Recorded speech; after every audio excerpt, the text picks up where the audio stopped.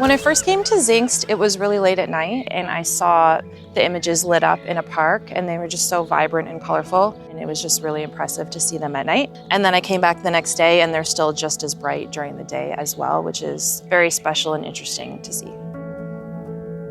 My name is Sarah Palmer. I'm from Toronto, Canada. I've been a photographer for almost 20 years, and my work kind of lives between the realms of photojournalism and documentary and fine art photography. Outdoor-Ausstellungen sind ein sehr, sehr wichtiger Teil, um Fotografie und um Themen zu vermitteln. Mein Name ist Edda Farnos und ich bin die Kuratorin des Umweltfotofestivals Horizonte Zingst.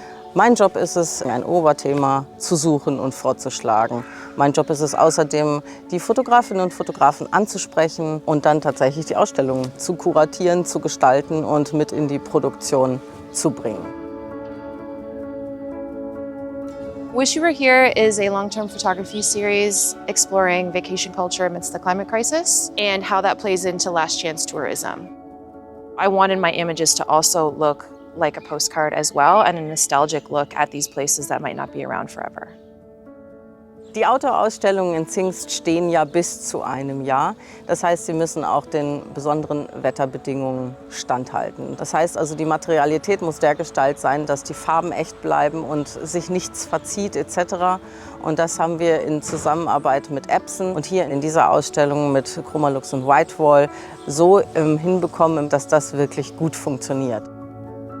I'm really happy with how Whitewall printed my work and how they dealt with my images throughout the process. So I can tell they took the time to test the images from what the file looked like on the computer screen to how it ended up being printed. It looks exactly the same, and that made me really happy because the vibrancy and saturation of my images is really important to me.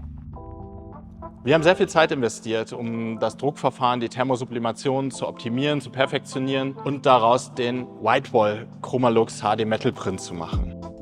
Im ersten Schritt wird spiegelverkehrt mit hochauflösendem Inkjetdruck auf ein Transferpapier gedruckt. Im zweiten Schritt wird das Bild mit Druck und großer Hitze in die Spezialbeschichtung der Chroma-Lux-Platten eingedampft und damit auch dort versiegelt. Und im dritten Schritt, im letzten Schritt, wird dann das Endformat aus der Chroma-Lux-Platte herausgefräst.